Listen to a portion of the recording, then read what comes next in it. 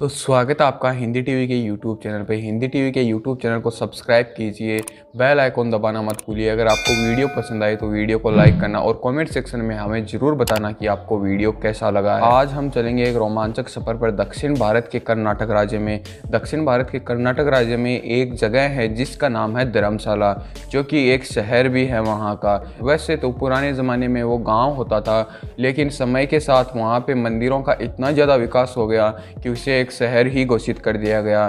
धर्मशाला नाम से ही हमें पता चलता है कि वहाँ पे धर्म का एक स्थल है, धर्म प्लस स्थल, जिससे मिलके धर्मशाला बना हुआ है और धर्मों का वहाँ पे बहुत ही अटूट मेल है। धर्मशाला में एक मंदिर स्थित है जहाँ पे हजारों श्रद्धालु रोज आते हैं। उस मंदिर का नाम है मंजुनाथ मंदिर। जिस मंदिर के पास ही एक अन्नपूर्णा नाम का किचन स्थित है। किचन यानी रसोई। अन्नपूर्णा नाम की एक रसोई स्थित है जहाँ पे रोज हजारों श्रद्धालु खाना खाते हैं और त्योहारों पर यह संख्या लाखों में चली जाती है। हिंदू देवता शिव, जिसे मंजुनाथ के नाम से दक्षिण भारत में जाना जाता है, इन्हें न्याय का देवता भी बोला जाता है। इसी के पास स्थित है मेगा किचन यानी अन्नपूर्णा किचन के नाम से प्रसिद्ध रसोई, जो देश की सबसे बड़ी रसोई है। अन्नपूर्णा के हॉल और किचन बहुत ही ज़्यादा बड़े हैं और इन्हें इस प्रकार डिज़ाइन किया गया है कि यहाँ पर एक साथ 40,000 से 70,000 लोग खाना खा सकें, वो भी बिना किसी दिक्कत के। और बचे हुए अपशिष्ट पदार्थ को निकालने के लिए भी एक उचित सुविधा बनाई गई, जिसकी हम आगे वीडियो में चर्चा करेंगे। तो चलिए चलते हैं अन्नपूर्णा रसोई यानी कि देश की सबसे बड़ी रसोई के किचन की तरफ, जहां पर रोज 6 प्रकार के व्यंजन बनते हैं और इन 6 प्रकार के व्यंजनों को रोज लगभग 50 से 60 हजार आदमी खाते हैं। और त्योहारों के अंदर ये संख्या 2 से 3 गुना हो जाती है, यानी लाखों आदमी यहाँ पे रोज खाना खाते हैं त्योहारों में। ये इतना ज़्यादा खाना है कि हम 400 शादियों में जितने लोगों को खाना खिलाते हैं, देख लीजिए कितना खाना हो सकता है 400 शादियों में, और कितने लोग आएंगे 400 शादियों में, जिनका इंतजाम अन्नपूर्णा रसोई रोज करती है लोगों के लिए, वो भी फ्री में। इन सभी खानों का इंतजाम करता है हेगड़े परिवार, जो कि सदियों से इस परंपरा को संभाले हुए है। यह सब 800 साल पहले शुरू हुआ, जो कि भगवान की सेवा करने से शुरू हुआ था, जो आज तक नहीं रुका और भविष्य में भी कभी नहीं रुकेगा।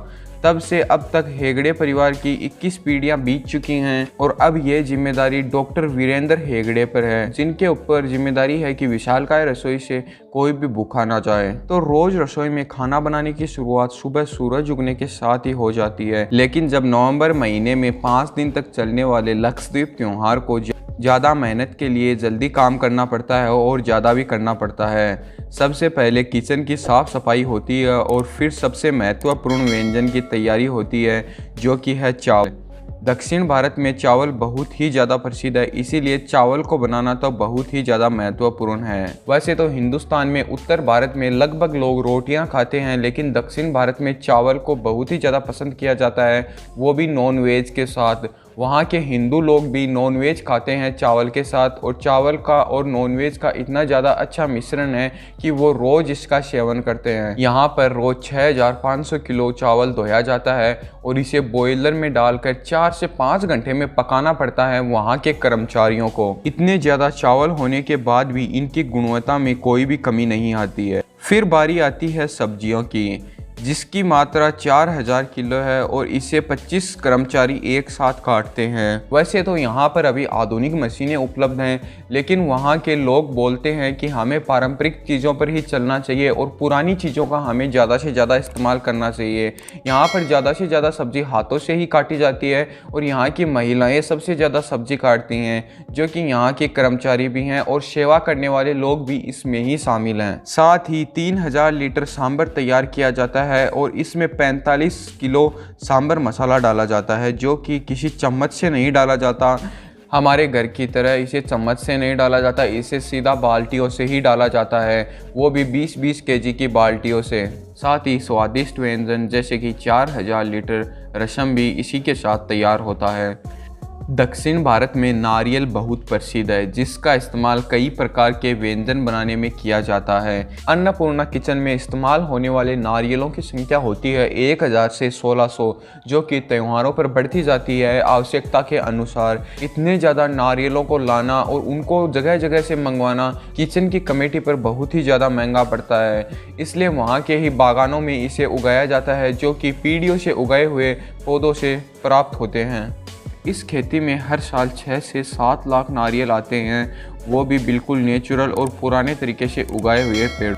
यहाँ पर दूध भी खूब इस्तेमाल होता है, जिसके कारण इनकी खुद की गाय और भैंसें हैं जो कि डेयरी में रहती हैं। उनका रखरखाव अन्नपूर्णा द्वारा ही किया जाता है। इस डेयरी में 150 मवेशी रहते हैं, जिनसे रोज़ 4000 से 5000 लीटर दूध तैयार किया जाता है, जो कि पूरा का पूरा अन्नपूर्णा किचन में ही जाता है आवश्यकता के अनुसार। तो अब आप ये सोच रहे होंगे कि इतना खाना बनाते हैं तो गंदगी भी बहुत फैलती होगी। तो आपको बता दूं कि इस अन्नपूर्णा किचन और हॉल को इस प्रकार डिज़ाइन किया गया है कि कचरा निपटाने में कर्मचारियों को ज़्यादा मेहनत ना करनी पड़े और कचरा सीधा ही अपनी जगह पहुंच जाए। जब चावलों को धोया जाता है तो उससे निकलने वाला पानी बाहर फेंकने की बजाय गायों को डाला जाता है, जिससे कि वो उचित मात्रा में अच्छा दूध दे सकें। साथ ही हजारों लोगों द्वारा छोड़ा गया खाना, कटे हुए खाने के टुकड़े और ढेर सारा ऑर्गेनिक कचरा अन्नपूर्णा से दूर बने खेतों में काम में लिया जाता है, जिससे उगने वाले फल और सब्जियों को अन्नपूर्णा में ही काम में लिया जाता है। इस प्रकार का यहाँ वेस्टेज सिस्टम है। देखिए किस तरह से वो वेस्टेज को भी एक खाद के रूप में इस्तेमाल करते हैं, और ये साइकिल हमेशा वैसे ही चलता रहता है। जैसे कि लोग खाना छोड़ते हैं, वो खाना खेतों में जाता है और उसी से खाना उग के वापस वो किचन में आता है, वैसे ही लोग खाते हैं। ये साइकिल हमेशा चलता ही रहता है। यहाँ पर 10:30 बजे से मंदिरों के द्वार खुल जाते हैं लोगों के लिए, और लोग यहाँ पर आना शुरू कर देते हैं, और मेगा किचन के द्वार भी 10:30 बजे लोगों के लिए खुल जाते हैं। अन्नपूर्णा के कर्मचारी 10:30 बजे से पहले ही पूरे खाने की तैयारी कर चुके हैं, और वो लोगों को खाना खिलाने के लिए तैयार रहते हैं। वो अपने मन से सभी श्रद्धालुओं को खाना खिलाते हैं, वो भी फ्री में। एक सेवा भाव से शुरू किया गया यह कार्यक्रम आज 800 सालों तक चलता जा रहा है, जिसे हेगड़े परिवार बखूबी निभा भी रहा है। अब आप सोच रहे होंगे कि इतने बड़ी किचन को चलाने के लिए पैसे भी बहुत चाहिए, तो ये पैसे आते कहाँ हैं? तो ये पैसे आते हैं उसी अन्नपूर्णा किचन और मंदिर, और इस अन्नपूर्णा में भी दान खूब आता है, जिससे कि श्रद्धालुओं को खाना खिला दिया जाता है, न कि उस दान को अपने लालच के लिए इस्तेमाल किया जाता है। ये एक हिंदू धर्म के लिए बहुत ही बड़ी मिसाल है, जिसे हम सबको अपनाना चाहिए। ये सिर्फ कर्नाटक राज्य में नहीं, ये हर देश के राज्य में होना चाहिए, और हर देश के राज्य में ऐसे ही फ्री में भूखों को खाना खिलाना चाहिए और लोगों से पैसे नहीं लेने चाहिए। तो कैसा लगा आपको ये दक्षिण भारत के हिंदुओं से जुड़ा हुआ एक बहुत ही शानदार वीडियो? अगर आपको वीडियो पसंद आया तो हमारे YouTube चैनल यानी कि हिंदी टीवी के YouTube चैनल को सब्सक्राइब कीजिए, बेल आइकन को दबाना मत भूलिए, वीडियो को लाइक कीजिए, जिससे कि हमें मोटिवेशन मिलता रहे और हम नए नए वीडियो बनाते रहें। और अगर हमसे वीडियो में कोई कमी रह चुकी है तो हमें कॉमेंट सेक्शन में ज़रूर बताएँ, ताकि हम उस कमी को दिन प्रतिदिन दूर करते रहें और आपके लिए अच्छे अच्छे वीडियो लाते रहें। तो मिलते हैं अगले वीडियो में। धन्यवाद।